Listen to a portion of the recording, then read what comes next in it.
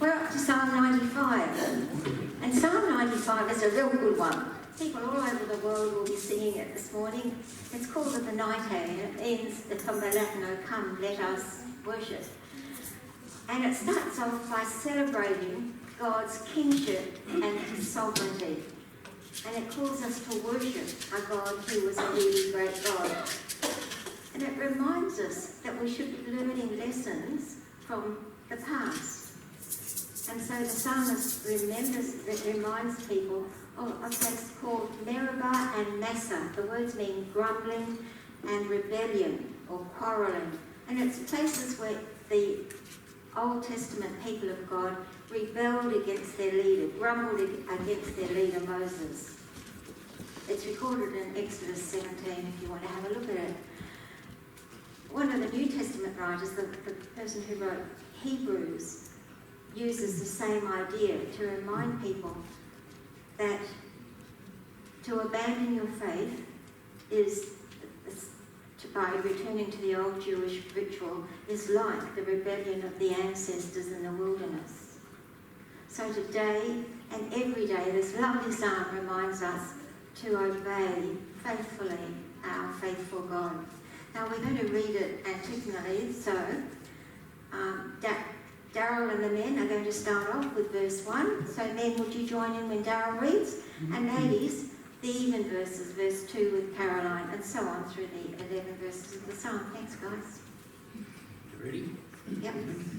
Come, let us sing for joy to the Lord. Let us shout aloud to the rock of our salvation. Let us come before him with thanksgiving and extol him with music and song. For the Lord is great God, the great King above all gods. In his hand are the depths of the earth, and the mountain peaks belong to him. The sea is his, for he made it, and his hands formed the dry land. Come, let us bow down in worship. Let us kneel before the Lord our Maker. For he is our God, and we are the people of his pasture, the flock under his care. Today, if only you would hear his voice. Do not harden your hearts as you did at Meribah, as you did that day at Massah in the wilderness. Where your ancestors tested me, they tried me, though they had seen what I did. For 40 years I was angry with that generation. I said, they are a people whose hearts go astray, and they have not known my ways. So I declared on oath in my anger, they shall never enter my rest. Isn't that a favourite psalm? God's faithfulness and a reminder to us to obey him. We read there that he is our God and we are the people of his pasture, the flock under his care. And it's talked a lot there about God creating the earth and the earth being his. At the moment, our part of the earth is suffering a lot with fires.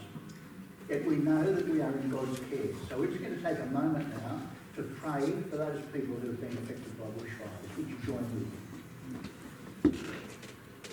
Heavenly Father, in a land that where you have given us so much, we are lucky. We are a lucky people. Yet at the moment there are those who are suffering greatly. Father, there are those who have lost their homes, members of their family and friends. Father, we pray for them. We pray that you would comfort them, and we would pray that through this great adversity they might come to know you as their God. We would also pray, Lord, that you would send rain, that you would give them wherewithal to quench these fires, to save the people of our nation. Father, we give you thanks for those people who come from overseas to aid in our efforts to fight. And we give you thanks for the many, many volunteers who give up their time and sometimes their lives in order that we might live safely in this country. Father, we commit all of them to your care. In Jesus' name, amen. We are a different country to many parts of the world, and a lot of our Christmas traditions come from Northern Hemisphere countries where it's very cold and quite a different time of the year. And a lot of our carols that we sing reflect that. A friend of Len's, Len our pastor, a friend of his, has written a special Christmas song that we're going to do with you now this morning. The words are going to be up here, so you'll be able to sing along with us. The tune you will know. It's a very good Australian tune. It's Waltzing Matilda. So would you stand and join with us? Stand if you're able. Join with us with Len's Friends Christmas song.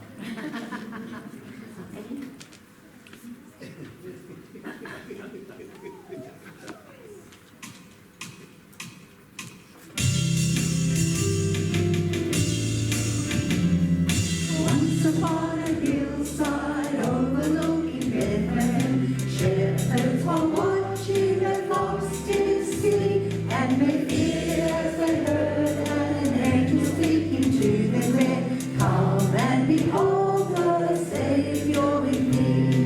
Come and behold him, come and behold him, come and behold the Saviour with me." And they feared as they heard an angel speaking to them there, "Come and behold the Saviour with me." Down came an angel to tell them of this miracle. Awestruck the shepherds and listened with glee. They rejoiced as they heard the words the angel spoke to them. "He's born in a manger to save you and me. Born in a manger, born in a manger, born in a manger to save you and me." They rejoiced as they heard the words the angel spoke to them. Born in a manger to save you and me. Down went the shepherds, down into that stable there. Down went the shepherds, the baby to see. There was the Christ child, nestled in his father's arms, waiting to offer his life unto thee. Come and behold him, come and behold him, come and behold the Saviour with me. There was the Christ child, nestled in his mother's arms, waiting to offer his life unto thee. Please take a seat. Have we got children? Yes. Yes. We have. So it's time for the kids? It is time for the kids. If the kids would like to come on down the front now, that would be really great.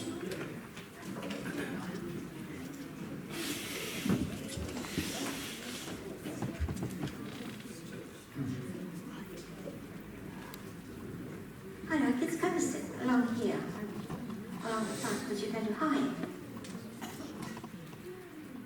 Great. Lots of kids today. Have a seat here.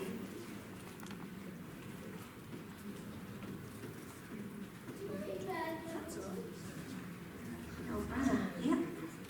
Here we go. We're going to have a look at the picture up there. Yes. And I thought, hi, Charlie.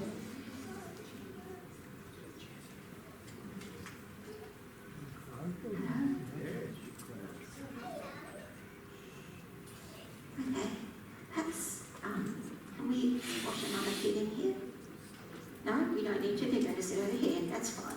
Excellent. Well done. Okay, kids. See up on the screen, there's the word Christmas made up of people. I thought that you might like to tell me about the Christmas story by telling me about the people or angels that are in the picture. So see the first C of Christmas? What's that? Does anybody know? It's an angel, yes. And he's got something important on his mind. Who do you think he's talking to? He could be talking to the shepherds, yes. Could be talking. He could be talking to Jesus, yes, he could be. But in our picture, this would help, wouldn't it? Yep. In our picture, the angel's got a very important message. You can tell it's important because he's pointing. And in the story of Jesus' birth, the angel had a lot of people to tell. among them Jesus' mum and dad. Okay, what's the H? Okay, can you tell us what the H is? It's The H is a donkey. a donkey or a camel, both of them Dromedary. are what we call beasts of burden, aren't they? And what's the camel doing with the eye who's dressed up like a king? What's the camel and the king doing?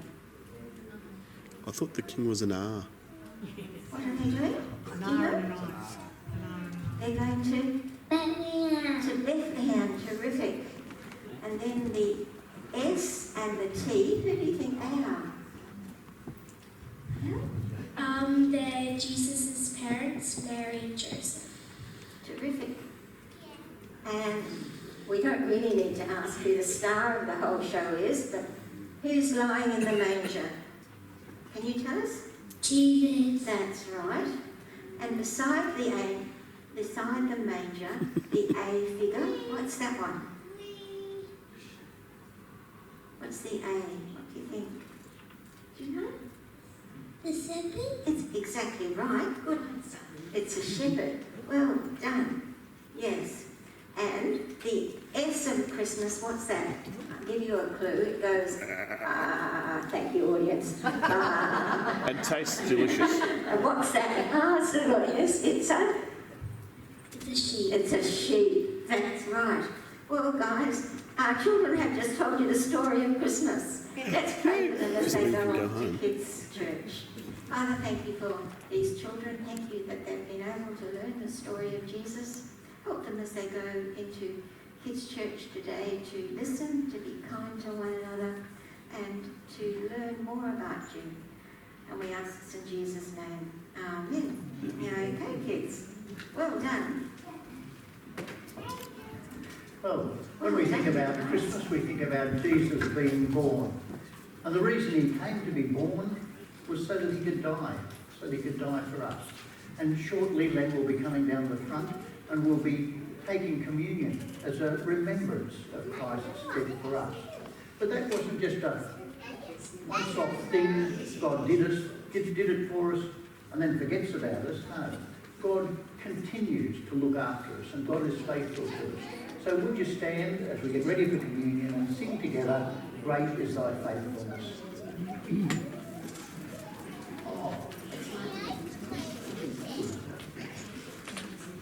Sorry, I've got a bit fast.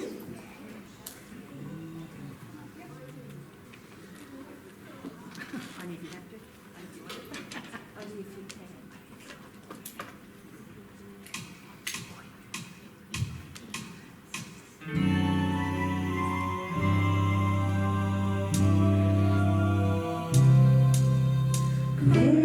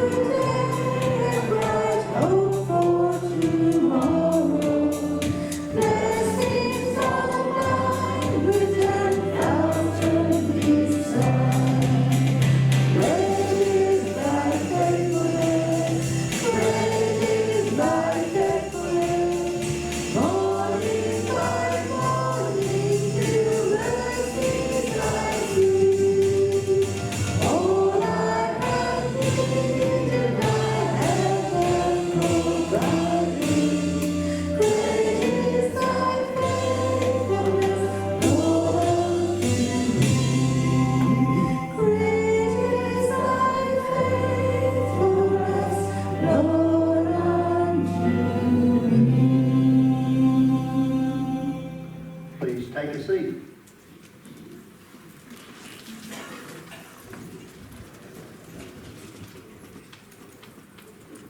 We've come to that part of our service why we celebrate the Lord's Supper.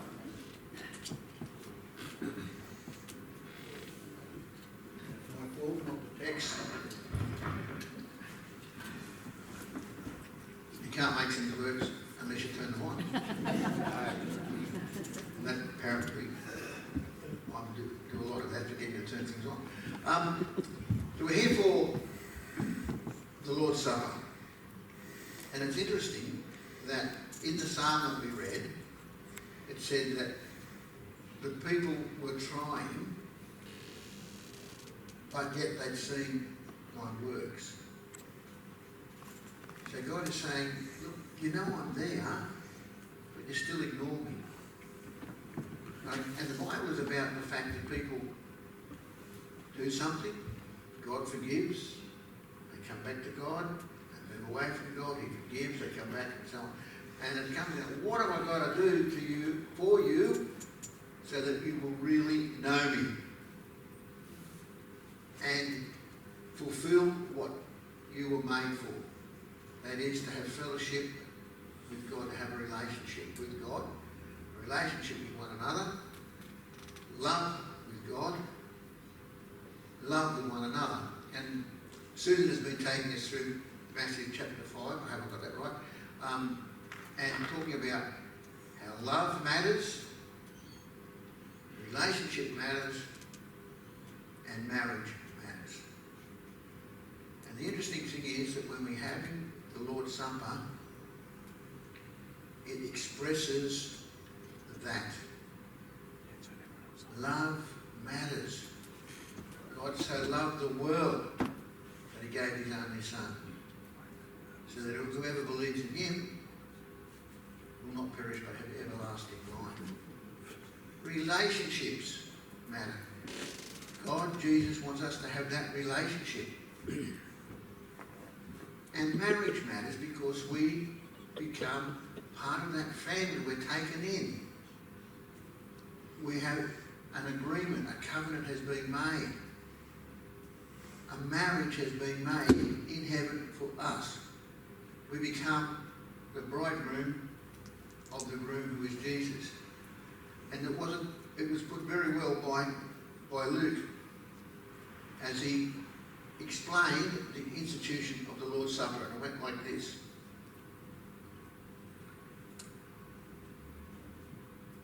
They were coming to the Passover, and Jesus told his disciples to go and tell the master of the house, the teacher says to you, where is the guest room where I may eat the Passover with my disciples? And he will show you a large upper room furnished. Prepare it there. And they went and found it just as he had told them. And they prepared the Passover. And so they were eating their meal, having the Passover, and it says, and when the hour came, he reclined at table, and the apostles with him. And he said to them, I have earnestly desired to eat this Passover with you before I suffer. I want to have a fellowship meal with you before I suffer. It would have been easy for him to be distracted about the supper, the greatest suffering, the greatest anguish that the world could have possibly known. I'm about to undergo, but my love for you is still great. I am not being distracted by the ill will that is befalling me. For I will tell you, I will not eat it until it is fulfilled in the kingdom of God. And he took a cup, and when he had given thanks, he said, take this and divide it among yourselves. For I tell you that from now on, I will not drink of the fruit of the vine until the kingdom of God comes. And he took bread, which he had given thanks. He broke it and gave it to them, saying, this is my body, which is given for you. Do this in remembrance of me. And likewise the cup after they had eaten, saying, this cup that is poured out For you is a new covenant in my blood, the marriage agreement. But behold, the hand of him who betrays me is with me on this table. For the Son of Man goes as it has been determined, but woe to that man by whom he is betrayed. We institute the Lord's Supper as a remembrance of what Jesus did. We institute it as a reminder of our relationship with God. We have it as a reminder of the love of God and of Jesus, but we also have it as the marriage supper, as a reflection of our covenant between us and God. And it was interesting that he talked about Judas. He partook. And Jesus said, doesn't matter, my job's going to be fulfilled and it's going to happen, and whoever does whatever they've got to do has got to do what they've got to do. Or they don't have to do what they've got to do, but they will do what they will do. It's not going to reflect what happens to me. But if you don't follow God and obey it, the suffering is yours. Make it clear, the decision you make is not yours. There is no excuse. You didn't do it because you wanted money. You didn't do it because you thought this was the way to go.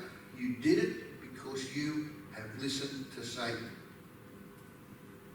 That decision is yours, and we make that decision daily.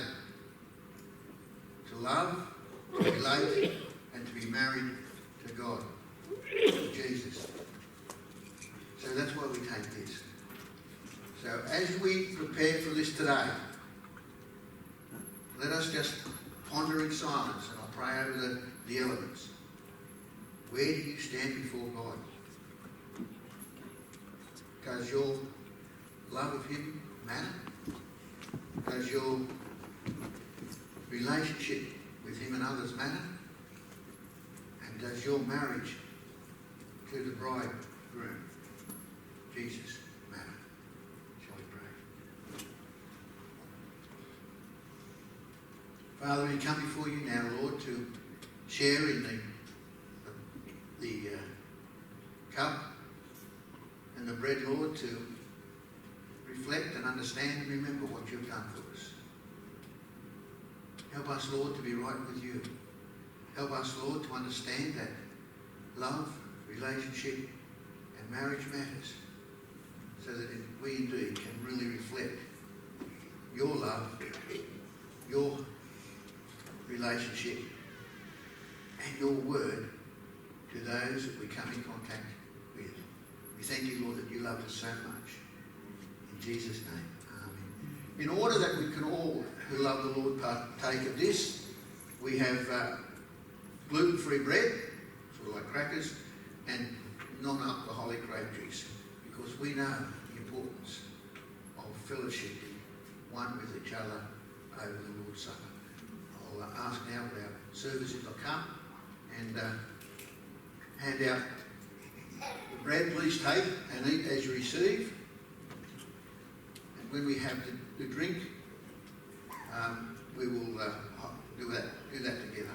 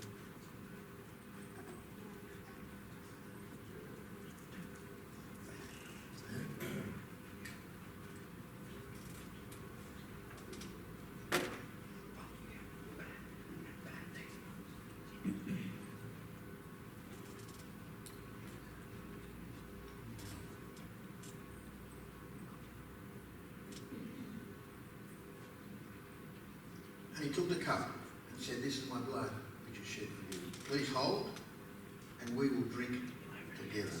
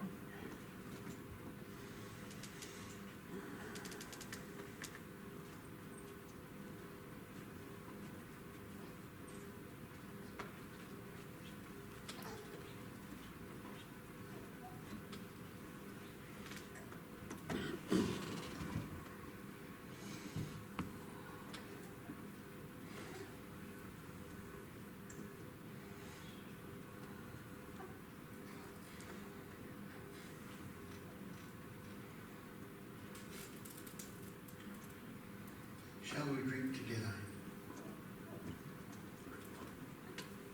Father, we say thank you. In Jesus' name. Please remain seated while the glasses are being collected.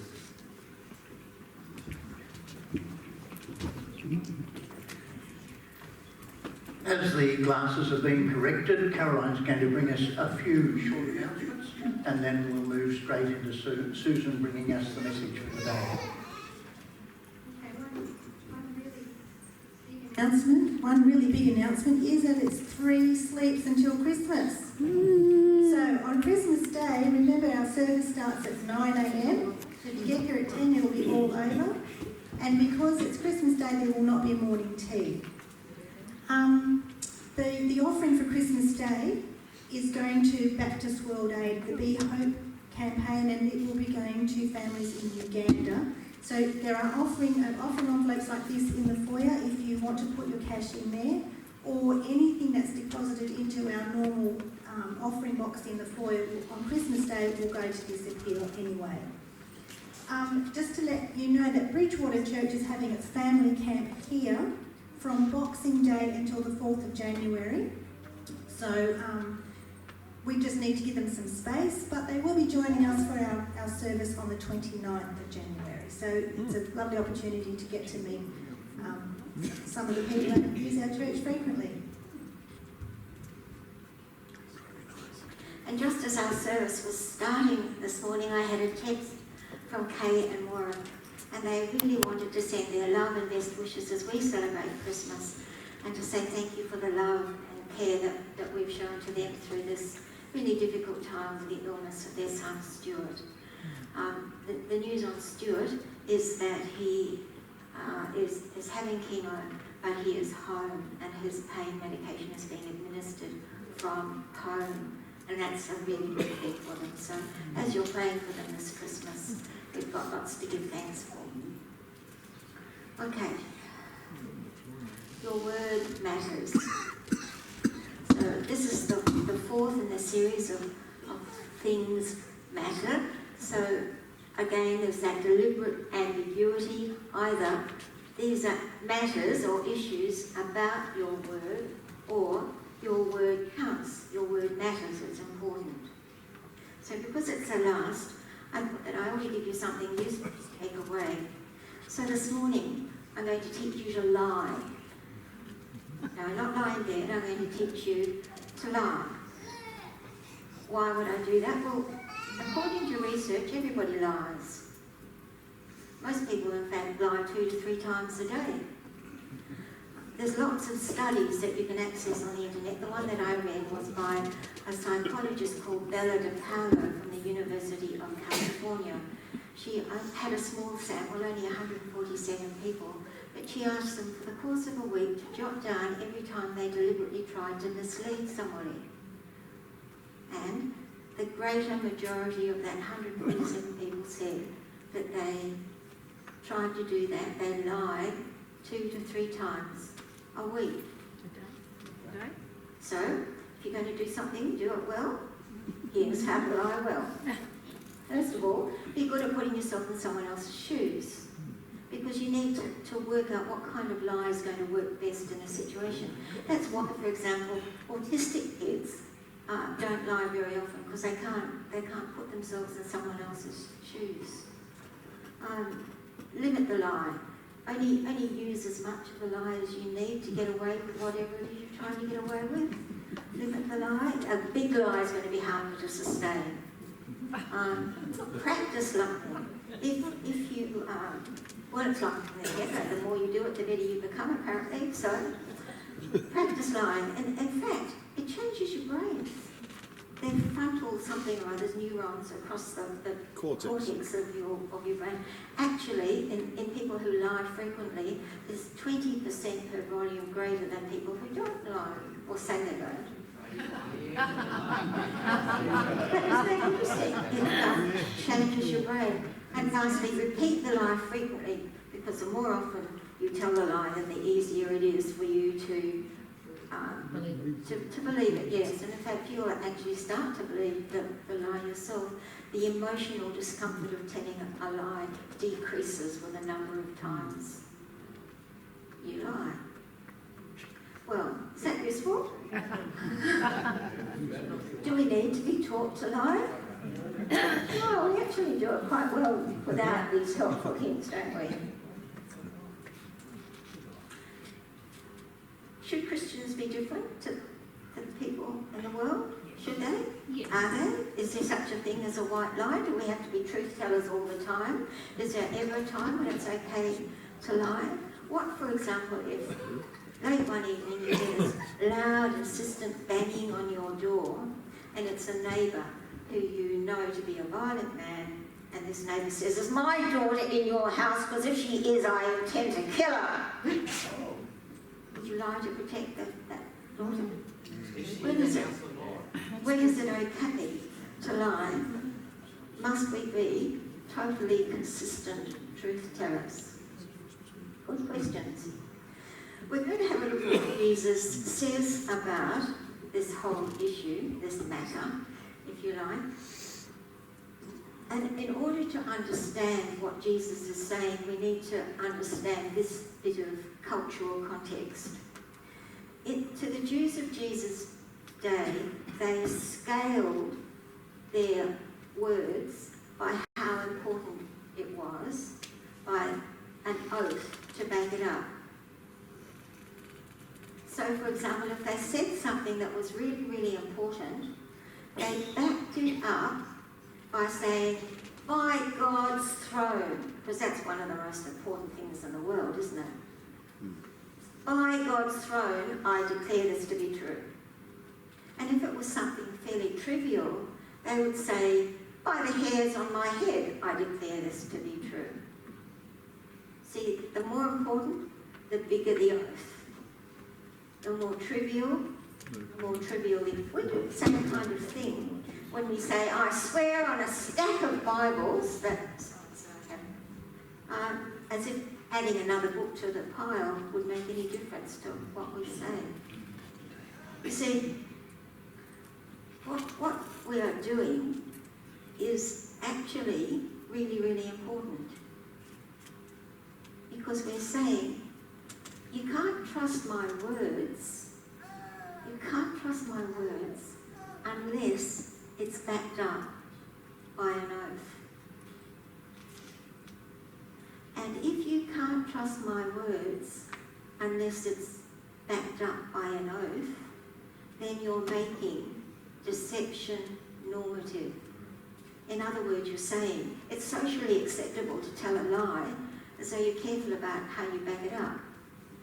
And that's a problem, isn't it? He's saying lying is okay unless you've attached it to an oath. But that's not what Jesus says. It's here. Mary again is going to, let me say something. Mary thinks that we ask her to do this because she was a primary school teacher, because she reads really nicely, doesn't she? Yeah, she does. But it's not because she was a primary teacher that we're asking her to do it. It's because Mary has had a whole lifetime of reading the scriptures. And so she reads with an understanding that makes it very rich for the rest of us. So thanks, Mary, for doing this for us. Again, you have heard that it was said to the people long ago, do not break your oath, but fulfill to the Lord the vows you have made. But I tell you, do not swear an oath at all, either by heaven, for it is God's throne, or by the earth, for it is his footstool, or by Jerusalem, for it is the city of the great King. And do not swear by your head, for you cannot make even one hair white or black. All you need to simply say is yes or no. Anything beyond this comes from the evil one. Thanks, Mary. So Jesus is saying, in the Old Testament, you are told, don't break your oath, but fulfill the vows you've made. And if we go ahead, we see the verses that Jesus is probably talking about. Deuteronomy tells us, fear the Lord, serve him only, and take your oaths in his name. And the preacher in Ecclesiastes talks about it's better to not make a vow than to make one and not fulfill it. And that's something that James in the New Testament echoes. But Jesus is saying, in the Old Testament, no, it's the same one there. Yeah. Jesus is saying in the Old Testament, it said, don't break your oath, but fulfill the Lord the vows you've made. But Jesus, remember, he's doing what he's done in the last 3 weeks. He's taken an Old Testament teaching and he hasn't abolished it. He said, I didn't come to abolish it, I came to fulfill it. He's taken it and he's stretched it to show us that something that we thought we could keep fairly easily is actually really, really demanding. He stretches it, he widens its significance, he broadens its importance by showing us that there's a problem with us in relation to what the Old Testament teaches. Okay, Jesus says, don't swear an oath at all. Don't swear by heaven because it's God's throne, or by earth for it's his footstool, or by Jerusalem because it's his city. Anything that you want to swear on is related to God in some way. How dare you? Don't do that. Is Jesus prohibiting us from taking an oath in a court of law? And I know for some people this is a really important matter. I used to teach with a group of Jehovah's Witness people in a TAFE situation, and this was a big, big issue for them. They said, quite clearly Jesus says don't take an oath, so when they go into a courtroom they can't do it. Is that what he's talking about? It's not, is it? Jesus is stretching the Old Testament commands there to say it's not about just being in a courtroom, it's about being a person who speaks truth. Okay, so your word matters because it's the basis of trust and relationship. You see, if I can't trust anything you say unless you back it up by an oath, then I can't trust you. And if I can't trust you, then our relationship is broken. So this is actually a really important thing, isn't it? Jesus is calling us to a standard of truthfulness and integrity that's way beyond what the Old Testament was requiring. So your word matters. Your word's important because it's the basis of our relationship. If I I can't trust what you say, I can't trust you. And if I can't trust you, our relationship's in trouble. Now, I'm very tempted to talk about Ephesians 4:15 at this point. You all know the voice, speak the truth in love, yeah? And we all use it to say, in an awkward situation, you must speak the truth, but you must do it gently so as not to hurt their feelings. So, for example, in this case, it's a bit awkward, isn't it? In this case, the person who's asked the question can't say, no, you're much too fat to wear something like that, put a dress on. The person who's asked the question needs to answer, speaking the truth in love. Well, that style of jean doesn't really suit very many people. I really like the way you look in this other pair of trousers. But actually, Ephesians 4:15 is not about minding other people's feelings. The verses immediately before that, with Ephesians, are about being tossed by the winds and the waves of false teaching. This verse is actually about speaking the truth of the gospel, speaking Christian doctrine, truthfully but gently. And it's important in the context of false teachers that Paul was talking about. But even though we can't use that verse, there are lots of other verses we can use. And if you go to, I've been trolling in Proverbs this week, if you go to Proverbs, you'll find some beautiful ones. Here's just two of them. Mary, would you read these ones for us? Proverbs 16:24. Gracious words are a honeycomb, sweet to the soul and healing to the bones. Proverbs 12:18. The words of the reckless pierce like swords, but the tongue of the wise brings healing. They're beautiful, aren't they? There's lots more in Proverbs. Have a good time as you read them. So we can't use Ephesians 4 if we're going to use what the scripture seems to be saying in that passage, and I can see I'm going to get into trouble for this. There's a lot of people growling at me, but I think that that's what the passage in Ephesians is saying, but the idea is there in the Bible. The idea is very clear in the Bible. Our words are to be wise and gracious. Our words are to bring healing, not hurt. So back to this guy banging on your door late at night, threatening to kill his daughter. What would you do? Would you say, sure, she's just upstairs? What would you do? Remember, you've got to use kind, gracious, truthful words. The girl is inside. She's safe. Yeah, call the police. She's here, but she's not She's here. safe. It's a tricky one, isn't it? Perhaps you might like to find out what one another thinks over morning tea. I'd probably say something like, I don't think that you're in the right frame of mind to talk to your daughter. Let's have a walk and you can tell me about it, or something that will avoid speaking dishonestly, but keeping everybody safe. Len doesn't like that answer. No. There's been a threat of death because of all this. Call the police straight away. That works too. Okay. So where have we gone over the last 3 weeks, 4 weeks today? We've looked at Matthew 5. We've looked at the middle bit of Matthew 5.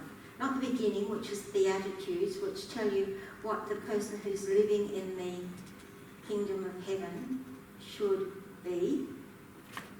And we haven't done the end, which finishes these matters. We've just done a middle clump, which asks, how does a person who is in the kingdom of heaven relate to other people? And so we've said, well, first of all, discipleship matters. Discipleship is about being separated, set apart for God's purpose. It's about being fit for purpose, for His purpose. It's about serving the Lord, honouring Jesus. It's about being fit for purpose. Reconciliation matters. Where there's a break in a relationship, the Christian person should be the one who is offendable. The Christian person should be the one who seeks reconciliation. And Jesus reminds them to do it urgently, quickly, on the way to court or on the way to temple. Fix the relationship. It's that important. Marriage matters, that like a tiger, lust, and easy divorce can lead to adultery. So we must affirm marriage. And now today, your word matters. Be wise and kindly, truthful. And as Len says, they're all summed up in the idea of loving one another. Why do we need these reminders? Why was this what Jesus preached about in his first major sermon? No, he doesn't say, let me tell you what the kingdom of heaven is like. He doesn't say, let me talk about some really great men from the past. He says, get on with one another. Why is that so important? Well, it's important because Jeremiah 17:9, the heart of man is desperately wicked and deceitful above all things. Now remember, Jesus said, unless your righteousness surpasses that of the Pharisees, you'll certainly not enter the kingdom of heaven. Now, to us, Pharisee means hypocritical, self-important, but it's a derogatory. If I call you a Pharisee, I'm insulting you. Yes? Yeah. In those days, the Pharisees, it was a compliment. Remember, Jesus went to dinner in the house of a Pharisee in Luke 7. In Luke 13, the Pharisees actually warned Jesus to move away from that area because Herod was out to kill him. Some of the Pharisees were honourable, good men. So the Pharisees were zealous for God. They were completely committed to their faith. They were theologically astute. They were masters of the Bible. They were fastidiously obedient. But you see, what they were doing was substituting the sin of pride for the thing that they were trying to avoid. God said, keep the Sabbath holy. They said, keeping the Sabbath holy means I mustn't do this and I must do that and I mustn't do this and I must do that. And so instead of breaking the law about keeping the Sabbath holy, they're breaking the law by being proud. So the Pharisees are substituting the sin of pride for the sin they were trying to avoid. We're doing our best to please God, which means we're better than those who don't keep all those other little extra rules. Sense of superiority, which slides easily into disdain for those who don't do the extra book. I look down on them. I'm better than they are because I'm doing it and they don't. Which means I avoid them. The word Pharisee actually means separated one, so I'll avoid those people. I'll keep my distance from them. In fact, I won't only avoid them, I'll condemn them. Surely God's going to be pleased with me, how holy and righteous I am. I'll expect great reward. But you see, no awareness of my own sin. Meet the Pharisee Lucy. Lucy says, tell me something. Are there more bad people in the world or are there more good people? Who is to say? Who's to say who's bad or who's good, says Charlie Brown. And Lucy answers, I will. Absolutely no understanding at all of her own sin. Absolutely no understanding that there's anything wrong at all with her Pharisaic position. You see, Pharisees are legalists, and legalists don't think they're legalists. Legalists think they're important. Legalists think that they're doing the right thing. Legalists think they're obedient. Well, not much has changed. You remember the story of the Pharisee and the tax collector? And the Pharisee says, I'm glad I'm not like those people. I do this. Surely God is pleased. I'm glad I'm not like those other people who aren't as good as I am. So, surpassing the Pharisees is a matter of having a heart and mind that mirror God's character and expresses this in kingdom-driven relationships.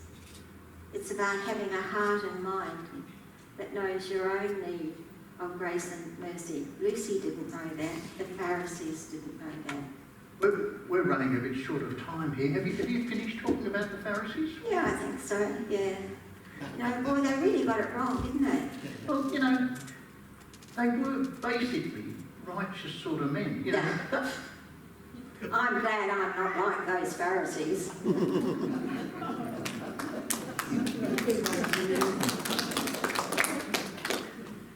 Well, I hope you don't take Susan literally at her words there at the end. She asked me to come up and do this so she'd have the opportunity of saying those words. And what she's saying is, we need to look at the speck in our own eye before we look at the plank in other people's eyes. So would you join us now as we come to a conclusion, and we're going to sing Joy to the World.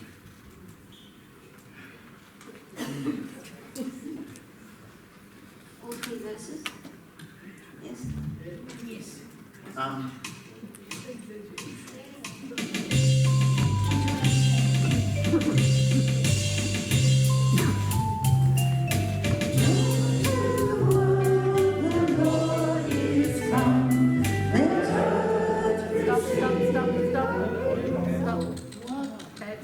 Wait for Caroline.